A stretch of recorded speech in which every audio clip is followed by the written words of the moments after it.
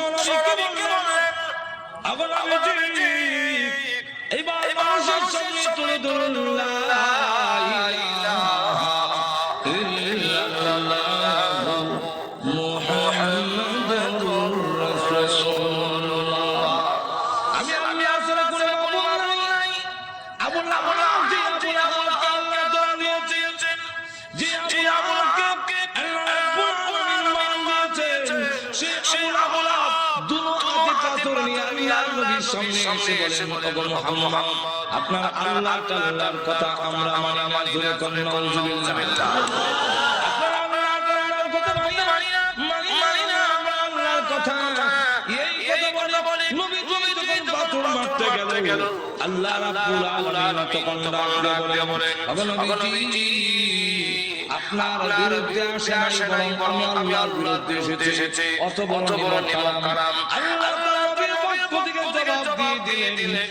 আর যখন আবুল আহাব বলল, তাব্বাল্লাকা আলিহাযা জামাতানা, তুমি ধ্বংস হও, এই কারণে কি তুমি আমাদেরকে এখানে একত্রিত করেছিলে? আল্লাহ তার জবাবে বলেন, তাব্বাত ইয়াদা আবি লাহাব, আবুল আহাবের দুনো হাত ধ্বংস হোক।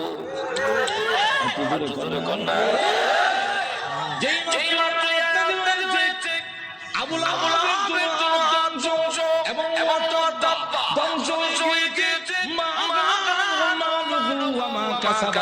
আবুল আহাবের মাল একটাও কাজে আসে নাই, কাজে আসবে না। আল্লাহ রাব্বুল আলামিন বলেন, আল্লাহ রাব্বুল আলামিন বলেন, আবুল আহাব এবং আবুল আহাবের স্ত্রী দুজন শিখাময় আগুনের জাহান্নামের আগুনে প্রবেশ করবে।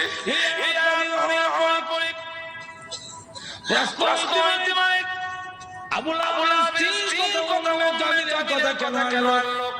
মহিলাকে দোষ, মহিলার কথা উল্লেখ করেছেন হাম্মালাতুল হাতাব।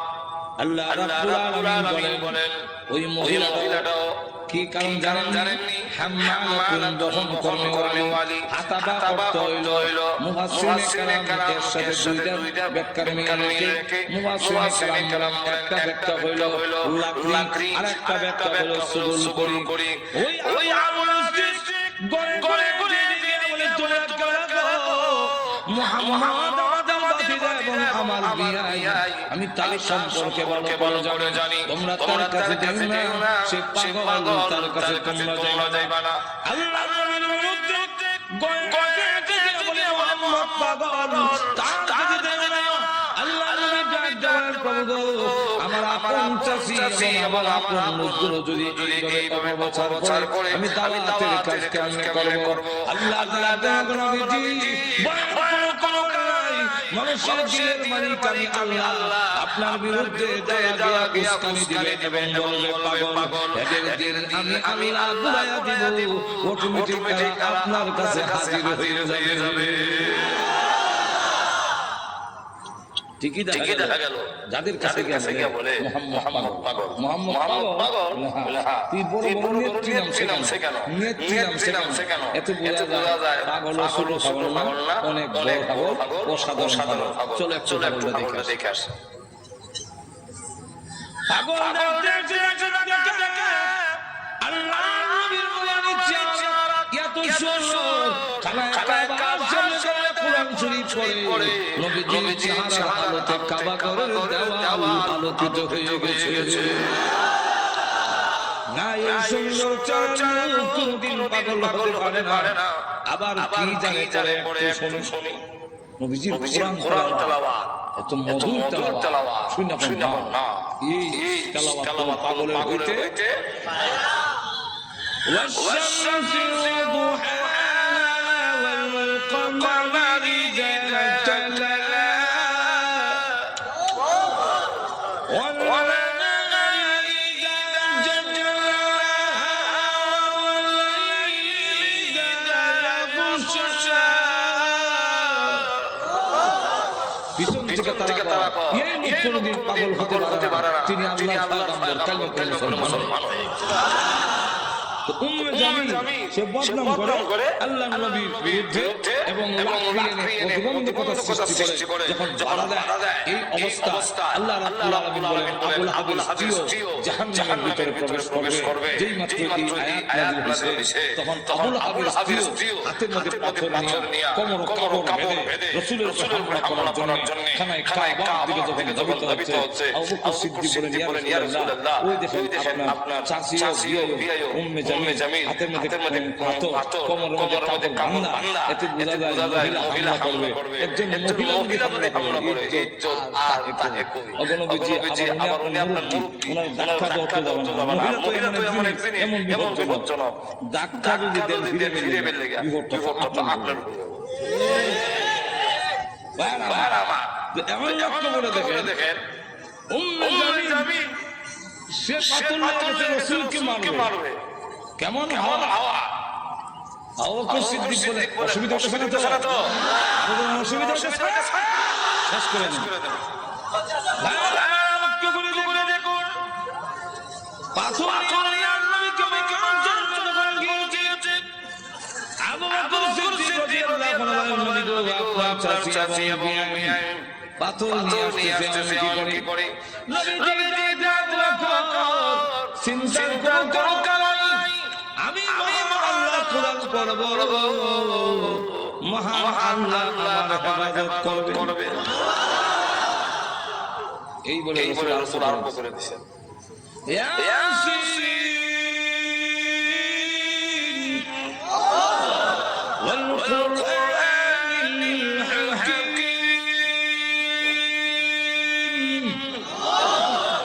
উম্মে জামিল কাছে গিয়া কয় আবু বকর একা বসে তোমার সাথী মুহাম্মদ কই আজকে আবু বকর সিদ্দিক রাদিয়াল্লাহু আনহু আমি দেখি আমার পাশে বসে কুরআন পড়তেছে নবী দেখতেছি আর কানে শুনতেছি মহিলা জিজ্ঞাসা মুহাম্মদ কো তা তো বুঝা যায় দেখে না আমি কই রাখি উম্মে জামিল হুমকি দেয় তার ভাগ্য ভালো তার কপাল ভালো পাইলাম না লুকাই গেছে পাইলাম না ভাগ্য ভালো আন্না আন্দা পয়সা না আমার ডাবল মানে দেশ যারা চালা এক সর্দারের বউ আরেক সর্দারের কন্যা আবু জাহেল আমার বাপ আবু লাহাব আমার স্বামী আর দুই ডাবল হওয়ার কেমন হইল সব তো ব্যাংকের পাওয়া না বিপদ তো আছে আমার ডাবল হওয়া পাইলাম না তার ভাগ্য ভালো আবু বকর সিদ্দিক বলে আমি দেখি কি দেখছ ইসলামী প্রযোজনা প্রতিষ্ঠান চলে গেল আবু বকর সিদ্দিক বলে হুজুর আমি দেখি সে দেখলো না কেন তুমি কি শুনছো না আল্লাহ রাব্বুল আলামিন আগে আমাকে জানিয়ে দিয়েছেন ওয়া ইযা কারাতাল কুরআনা জাআলনা বাইনাকা ওয়া বাইনাল الذين يؤمنون بالآخرة حجابا مستورا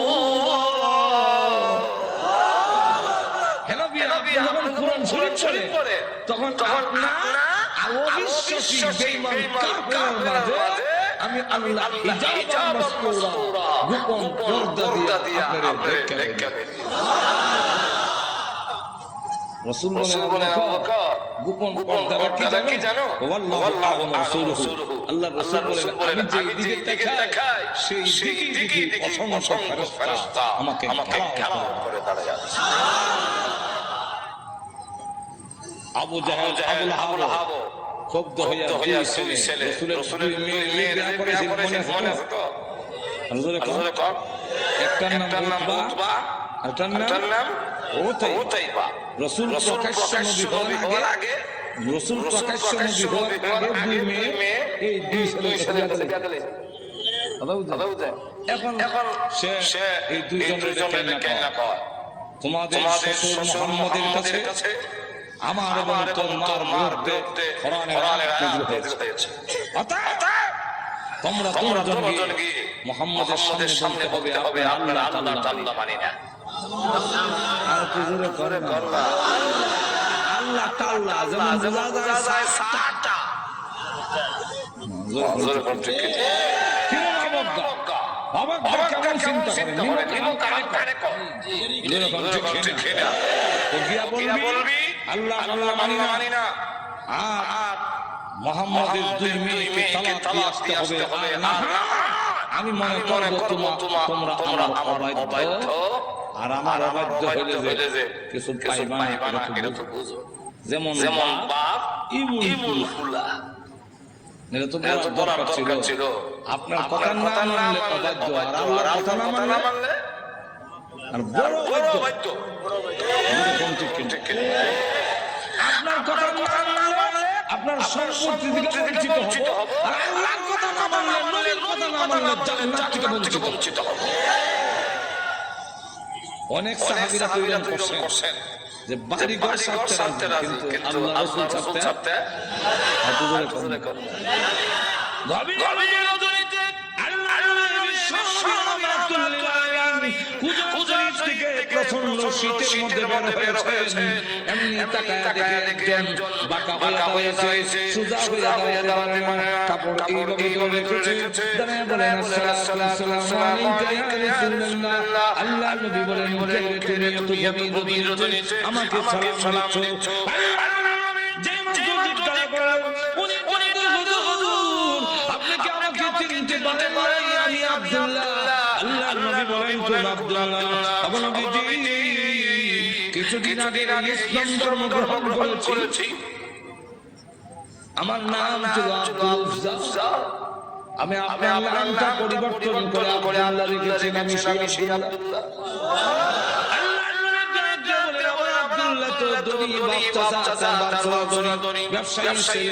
সকাল বিকাল পরিবর্তন করে আসতো। আজকে তো দেখা যায় কাপড় নাই, একটা কাপড় পরে দাঁড়া সোজা হয়ে দাঁড়াতে পারে না, তার লজ্জাস্থান খালি হয়ে যায়। হাত দিয়ে ধরে রাখছে কোনো কাপড়ের টুকরা। আল্লাহ নবী বলেন আমার আব্দুল্লাহ অবস্থা কেন? শীতের মধ্যে টর করে কাঁপতেছে কিন্তু কোনো কথা বলে না, কোনো ডাক দেয় না। নবী গো অপেক্ষায় বসে আছি কোন সময় আপনি বের হবে। আপনার নুরানি চাঁদ যদি একবার দেখতে পারি তাহলে আমার অন্তর আর কোনো দুঃখ থাকবে না। আল্লাহ নবী বলেন কি তোমার অবস্থা কেন? আব্দুল্লাহ আপনার দরবারে কেন আসা করি? আমার চাচা আমাকে বলেছেন বাড়ি ছেড়ে যেতে হবে, আর না হয় মুহাম্মদের দরবার ছেড়ে যেতে হবে। নবী গো আমি ঘোষণা দিয়েছি প্রয়োজন বুঝে আপনার বাড়ি কেন তামাম পৃথিবী ছেড়ে যেতে পারি, কিন্তু একটি মুহূর্তের জন্য বিশ্ব নবীর দরবার আমি ছাড়তে পারবো না। আমাকে বের করে দিয়েছে, বের হওয়ার সময় কাপড় দিয়ে যাও। এগুলো আমাদের উদ্দেশ্য হইল আমি উন্নত হয়ে গেলে এটা যাব না, লজ্জা তখন করে থাকবো আপনার দরবারে আমি তখন আমার চাচাকে জানিয়ে দিলাম ওগো চাচা কাপড় হারাতে পারি, ইজ্জত সম্মান হারাতে পারি, আমি সর্ব হারাতে পারি, কিন্তু আল্লাহর কসম ঈমান হারা এক মুহূর্তের জন্য হতে পারবো না। আজকে যদি শরমের আর ইজ্জতের বয়ে কাপড় জন্য আমি ঈমান হারা হয়ে যাই, মৃত্যুর পরে কবর থেকে উলঙ্গ হয়ে আল্লাহর দরবারে উলঙ্গ অবস্থায় জাহান্নামের মধ্যে দেওয়া হবে। আমার কাপড় চুল রেখে দিয়েছে, আমি আমার মার সামনে দাঁড়িয়ে বললাম গো আমার একটা কাপড় দেন না, আমি আমার লজ্জাস্থান রেখে বিশ্ব নবীর দরবারে যাব। ওগো মা একটা নজর যদি আল্লাহর নবীকে দেখতে পারি তাহলে আমার আর কোনো ব্যথা থাকবে না। এই বলে আমার মা একটা কাপড় দিয়েছে, কোন লজ্জাস্থান রেখে আপনার হুজুরের সামনে এসে আছি। কোন সময় বের হবে আপনার চেহারা মোবারক একটা নজর দেখার জন্য বসে আছি। নবীজি তার করুণ কাহিনী শুনে বিশ্বনবী পর্যন্ত চোখের পানি রাখতে পারলেন। আল্লাহ নবী দাউদ আব্দুল্লাহ আমার ঘরে হুজুরের শরীফা এই আমার ব্যবহারের দুইখানি কাপড় করে দান করলাম। নবীজি দুইখানি কাপড় ব্যবহারের কাপড়ের দাম আসেনি না ভাই। একবার থেকে আব্দুল্লাহ যুলবাকা দান হয়ে গেল। খালি আব্দুল্লাহ টাইটেল লাগছে।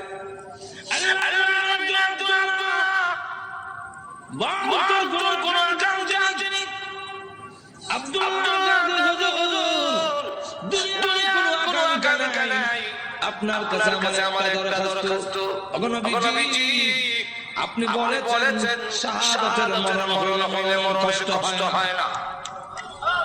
আপনি বলেছেন শাহাদাতের মরণ হইলে কবর গেলে মুনকার নাকির আসে না। আপনি বলেছেন শহীদ হইলে কিয়ামতের ময়দানে হিসাব কিতাব হবে না, বিনা হিসাবে জান্নাতে যাবে। তাই আমার দরখাস্ত, ও নবীজি আপনি আল্লাহর কাছে বলুন আমার শাহাদাতের কামনা যেন মহান আল্লাহ কবুল করেন। নবীজি দোয়া করে দিলেন। দোয়া রাসূলের দোয়া। হাত উঠাইতে দেরি আল্লাহ নবী বিশ্বনবী রাহমাতুল লিল আলামিন দোয়া করে দিলেন। এখন আব্দুল্লাহর জন্য দোয়া কেমন কবুল হয়ে গেছে। তবুকের যুদ্ধে গেলেন, কিন্তু তবুকের যুদ্ধটা হলো না। ফিরে আসবেন আব্দুল্লাহ রাস্তার মধ্যে অসুস্থ হয়ে গেলেন। সেখানে তিনি ইন্তেকাল করলেন। আল্লাহ নবী ঘোষণা দিয়েছেন আল্লাহ রাস্তায় যখন মানুষ বের হয়ে যায়, রাস্তায় গেলে শাহাদাতের সওয়াব তাকে দেওয়া হয়। আমার আব্দুল্লাহকে গোসল দাও, কাফন পরাও, আমি নিজে জানাজার নামাজ পড়াবো। নবীজি জানাজার নামাজ পড়াইয়া লাশ যখন কবরের দিকে নিয়ে যায়, নবীজি পিছনে যায়। কবরের পার গেলে পড়ে ডাকটা বলে সাহাবীরা কেউ কবরে নামবে না, আমি তার কবরে নামবো। নবীজি আব্দুল্লাহ রাদিয়াল্লাহু আনহু কবরে নামে দুই কাঁধ উপর দিকে বলে আব্দুল্লাহ সাহাবীরা দে লাশটা আমার হাতে দে।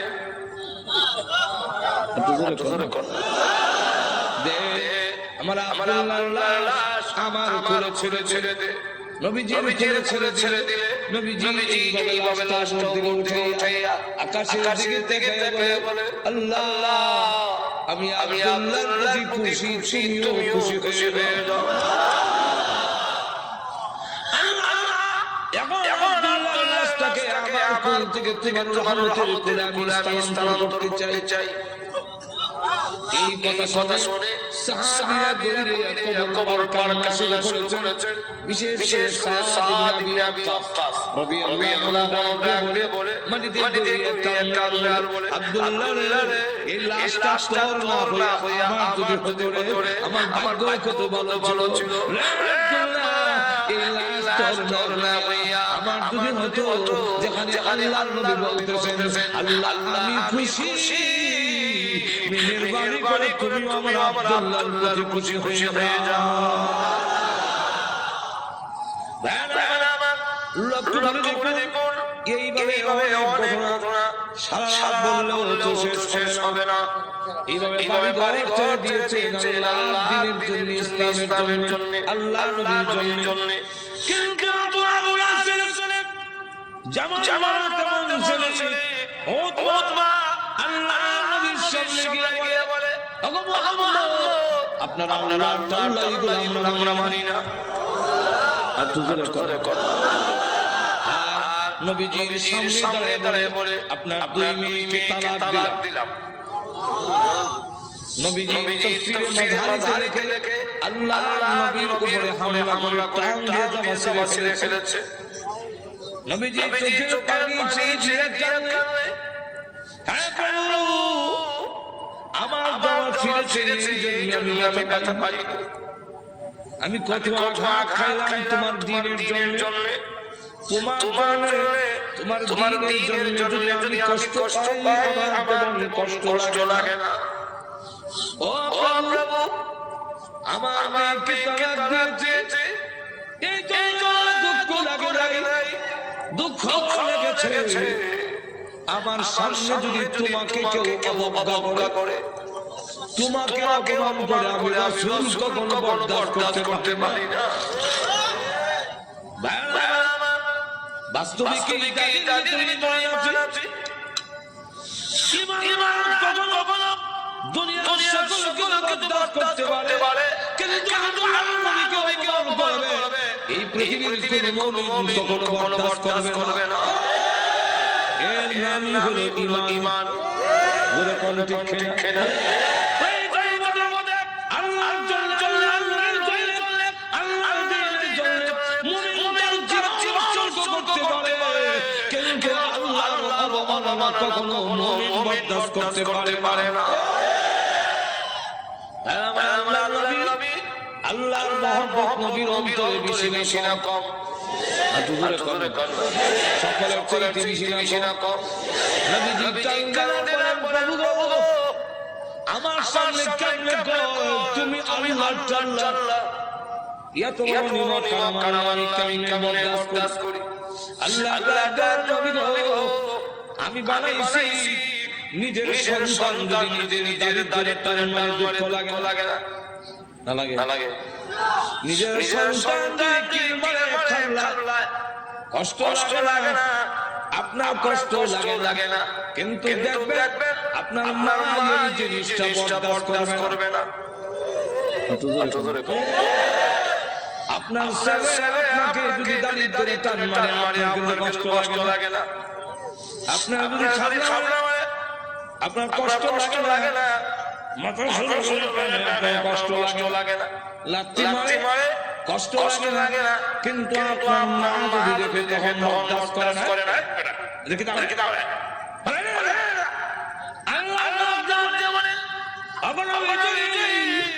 আমি বানাইছি মানুষ, এই মানুষ যদি আমার সাথে বিয়াদবি করে, আমাকে গালি দেয়, আমার বিরুদ্ধে বলে, এত আঘাত লাগে না, কিন্তু আমার নবীকে যদি কেউ কিছু কয় আমি বরদাস্ত করি না। আমার নবীর বিয়াদবি আল্লাহ ছাড় দেই না। আমার নবীর গায়ে আঘাত করলে আমার কষ্ট লাগে, সে পাথর নিয়ে আপনাকে মারতে এসেছে, এই জন্য আমি আল্লাহ আয়াত নাযিল করে জানাইয়া দিলাম।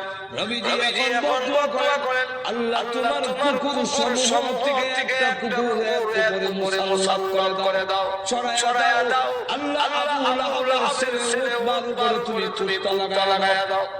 আল্লাহ নবীর দোয়া জবান থেকে বের হতে দেরি হয়, আল্লাহর দরবারে তা কবুল হইতে একটা মিনিট দেরি হয় না। আর না হয় ওমর যখন তরবারি নিয়ে গেলেন নবীকে মারার জন্য, ঘুরে আরেক দিকে ঘরের কাছে শুনে সামনে গিয়ে শুনলো যে তোমার বোন বোনের মুসলমান হয়ে গেছে। সেখানে যখন ঘরের সামনে দাঁড়িয়েছে, শুনে ঘরের ভিতর থেকে কোরআনের আওয়াজ আসে। হ্যাঁ, কিসের আওয়াজ? আস্তে আস্তে পড়তেছে, আউযু বিল্লাহি মিনাশ শাইতানির রাজীম। মুরকি পড়ে দিছিল। বিসমিল্লাহির রাহমানির রাহিম।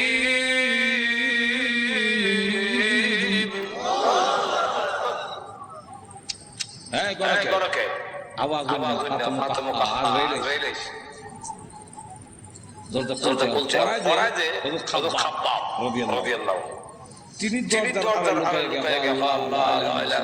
তিনি বোন বোনের মারবে না, দরজা লুকায়া খালি হসমিনুস বলে উমর বনে জামাই থাপ্পড় খাইয়া উল্টে বসে, বোন বাধা দিয়ে আমার সামনে মারো কেন? দিলাম তোরা। বোন যখন থাপ্পড় খাইছে কানে বন্ধ হয়ে গেছে, বোন তখন শোনো, তুমি যেমন খাত্তাবের ছেলে আমিও খাত্তাবের মেয়ে, তুমি জানো না ইমান এমন এক জিনিস, এটার মধ্যে যত চাপ দেওয়া যায় তত এটার স্প্রিট। ইমানদার এমন এক জিনিস যেটা যত গুতা দিব অত ভালো গুতা দিত না ঘুমায় থাকতো সিরিয়াখানা গেছে সিরিয়াখানা একবারে গিয়া দেখে জিঞ্জিরের ভিতরে রড দিয়া বাঘ কাটকে দিয়েছে না তো সিরিয়াখানা এটা তো মুক্ত না সে যে মুক্ত বড় ধরে খাইতে পারে না সামান্য দর্শনার্থী দেখুন এটা শুনছি সাগর বাঘে না তর্জন করে এটা কিচ্ছু কয়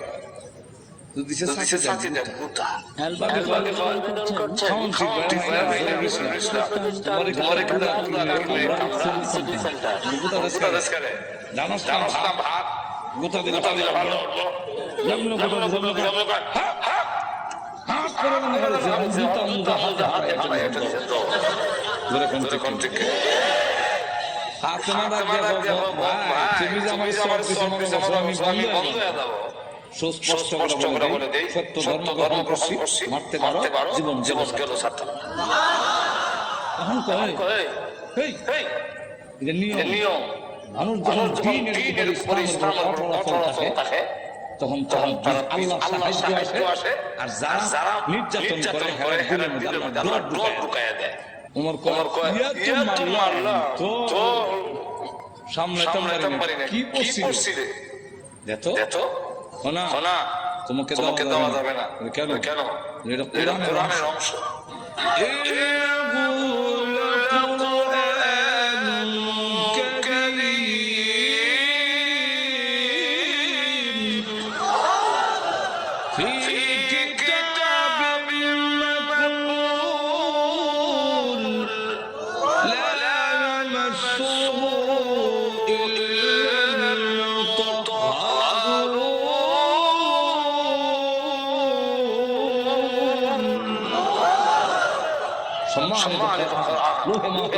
সংরক্ষিত স্পর্শ করা যায় না অপবিত্র অবস্থায়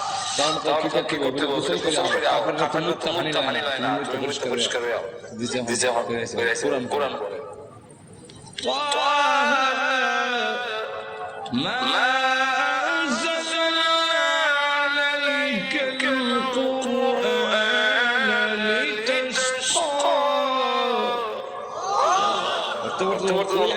পর্যন্ত গেছে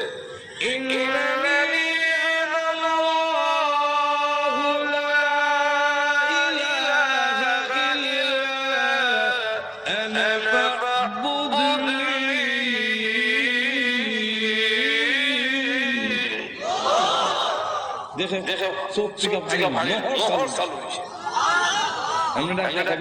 আমার মোহাম্মদের দরবারে নিয়ে আসল তো পর্দার আড়ালে যিনি লুকায় আছেন দরজার আড়ালে মনে হতো ঘটনা করার উদ্দেশ্য না ঘটনা তো এই ঘটনা করার উদ্দেশ্য হইল ওই কথাটা বুঝে ফেলে দরজার আড়াল থেকে আপনি কয় আর লুকাইতে কেন লাভ নাই এখন বুঝে গেছে ওমর মারত না তো সংবাদটা আমি আগে দিলাই কারো সুসংবাদ আগে দিতে লেখা মনে হয় যেটা আনন্দ পাওয়া যায় আমি আগে দিলাই এমনি দরজার থেকে আনন্দ বাইরে কয় তাদের ক্ষেত্রে আমি কইছি আচ্ছা তো আপনাকে সুসংবাদ দেওয়ার জন্য বাইরে আসলাম কি সুসংবাদ দারুল আরকাম গোপন ঘাঁটি যেখানে প্রচার করা হয় লুকায় যার নাম দারুল আরকাম এই দারুল আরকামে গত রাতে আমি বিশ্বনবীকে দোয়া করতে শুনছি আল্লাহ রাসূল বলছেন আল্লাহুম্মা আইজ্জিল ইসলাম বিআদিল উমরাই আল্লাহ দুইটা উম্মত থেকে একটা উম্মত ইসলামের ভিতরে এনে ইসলামের শক্তিশালী করে দাও একটা হলো ওমর ইবনে খাত্তাব আর একটা হলো ওমর ইবনে হিশাম যার টাইটেল হলো আবু জাহেল আগে আসলাম এর নাম উমর আর আমিরুল মুমিনিন উনার নাম উমর আল্লাহ রাসূল এই দুইটা উম্মত থেকে একটা উমর আমারে দাও আল্লাহ রাব্বুল আলামিন মনে হয় গত রাতে রাসূলের দোয়া তোমার গলায় কবুল হয়েছে